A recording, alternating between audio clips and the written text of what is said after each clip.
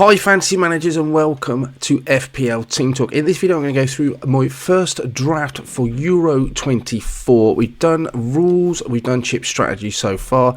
So in this one, as promised before, I'm going to keep these videos nice, short and snappy. I'm going to go through my first draft for match day 1. So if you've enjoyed these sort of videos, please give it a like. Hit that subscribe button. And in the meantime, let's take a look at my first draft. Now I'm not concealing myself. I'm not going to run through, every one of them. I'll just put it up on screen for you to have a look at. And I'm going to run through the players, first of all, that I think are just absolutely locked in my side. There's still quite a lot to go through in terms of friendlies, fixtures, team news, and just press conferences before we kick off in, 6 days' time, depending when you're watching this video. And the side I've got on screen is by no means the final side. So there's going to be some changes later on, no question. But there are certain players which I think at the moment I've just locked in. And for example, I think my front three I'm pretty happy with. I think Mbappe and Kane are very highly owned. But I've got no interest whatsoever in losing those two players. They are going to play. The fact that Kane didn't score and didn't look particularly impressive the other night doesn't worry me. I know he's going to get 90 minutes. We know what his goal scoring record is like in major tournaments, qualifying, and pretty much every single sort of domestic game there is as well. Kylian Mbappe, we know again what we're going to get with him. And Lukaku, the temptation would be for that third slot, I think with Kane and Mbappe absolutely locked, is for Lukaku to be dropped down to maybe a Havertz or someone like that. I'm just thinking Lukaku's nailed. His form for Belgium is just ridiculous. He just looks, with the service he should be getting around him and the fixtures he's got with Slovakia in the first fixture, I just think he's brilliant. And remember, my strategy at this moment in time is I'm tempted to limitless in game week 2 and then wildcard in game week 3. But I'm flexible with that wildcard, and I don't even need to make the limitless call in guild 2 game week 2. But that is my potential strategy at the moment. Definitely limitless will have to be using the group stages because there's no point keeping it for the knockout tournament. Just because if I used it in around a semi-final, I'm picking up my side as it was the previous round, and I'm going to have a whole host of issues. Whether I can save that wild card for the group matches, that may be useful. So I'm not committing myself to that wild card in game week 3, well, match day 3, but the limitless, I think, is definitely going to be either match day 2 or 3, and at the moment, I am steering towards 2 because there may be quite a lot of rotation in 3. Then I'm just going to wild card to get the best. And remember, using those chips in the group stages, I think offers the highest ceiling for points, given that the teams that are in the tournament at the moment, there may be, let's say Albania, with Italy playing them, it's just more chance for more points. Later on in the tournament, in theory, the teams will be a lot closer and there's less ceiling for points. So Lukaku, Kane and Mbappe feel to me pretty locked in. I also think Virgil van Dijk is a lock-in. Now, the only reason why he's suddenly appeared is that we know he took a penalty in a friendly today. So we assume he's on penalties now for the Netherlands. Now, decent fixtures. The Dutch, I don't mind having a defender for them in any case. But the fact that Virgil van Dijk as a defender is on pens, he has a goal threat from open play in any case. But he's just too good to turn down. I can't. So I am prepared to pay the extra money to have him in the side. I have to make sacrifices, mainly in that midfield. But I think he's absolutely worth it. So for me, Van Dijk has to be in this side. So he's pretty much a locked for me. The other one I think is Mittelstadt. We know he's going to play left back for Germany. And at 4 million, I can't turn that down. There's no other player that's going to be playing. Germany are going to be favourites for every one of their group games. Scotland's a good fixture. I would imagine if I'm doing a limitless or a wildcard, he's probably going to be in the side for all 3 anyway. He just looks nailed. So he absolutely has to come down for 4 million, not looking elsewhere. And then the other one that I think at the moment is now, because he plays in match day 1, the last match day, as a good captaincy option, is Bruno. We assume that Ronaldo's on penalties, almost definitely if he's on the pitch. But if he does come off early, Bruno could get those set pieces as well.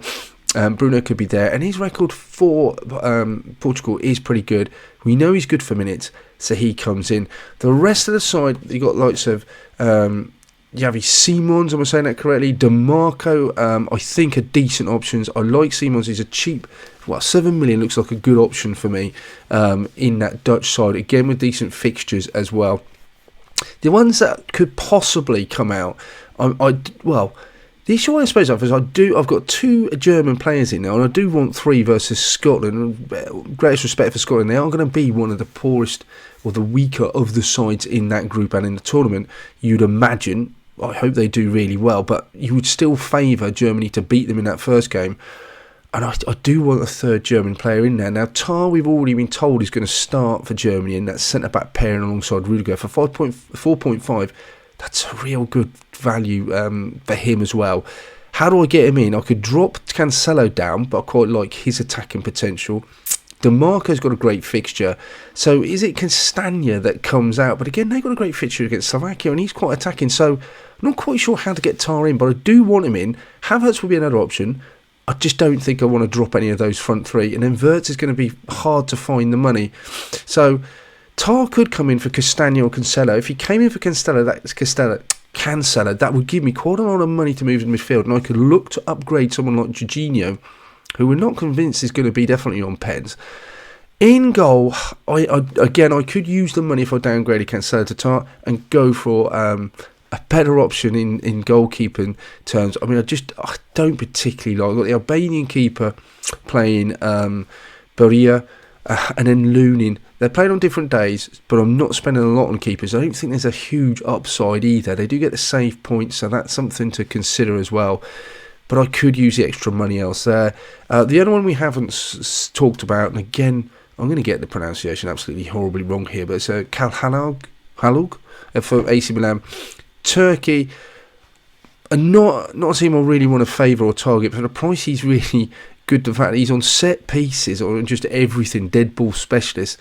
And statistics from the last World Cup, which is only 2 years ago, was it? He got 40% of goals came from set pieces, which is a staggering. I had to fact check that when I heard it. Now, if that is anyway the case in this tournament, I'd want every set piece taker there is. So he's on all set pieces, so he looks a decent, cheap option for Turkey. So I'm happy to put my money on him. But this could all change. If another sort of uncut diamond suddenly emerges from the wreckage of all these press conferences and friendlies, then I could definitely move for that.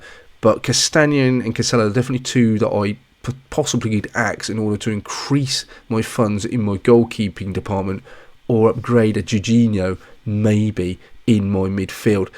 Other than that, the side as you see it is decently spread across the first game week. Gundogan would be my first captain, although I'm not against the idea of going for Mittelstadt.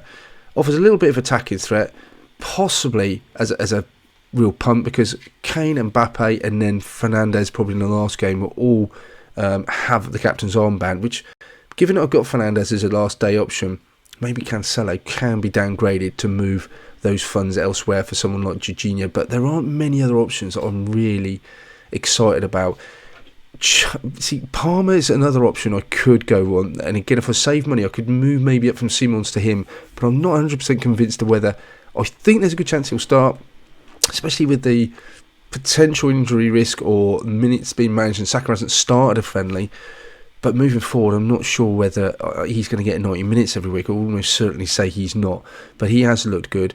But he hasn't got a pen, so he feels like a quite expensive buy, even though he's one of the cheapest England midfielders. But there's a real lack of England in this side, which I'm not happy about.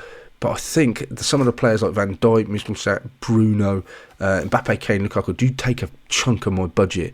The only other way I can get those players in is perhaps by just downgrading someone like Cancelo, and that may be the case. As I said before, guys, the tip strategy would be to limitless in 2 and wildcard in 3. So I'm only even looking at the first week of the tournament, that match day anyway, for my side. League code's behind me, so please enter our league. I look forward to seeing your name come up on that. Keep in touch. Make sure you hit that subscribe button, hit the like, notification bell. We'll come back at you near the deadline to finalise my side and perhaps review our chip strategy as well. In the meantime, take care, good luck. I shall speak to you soon.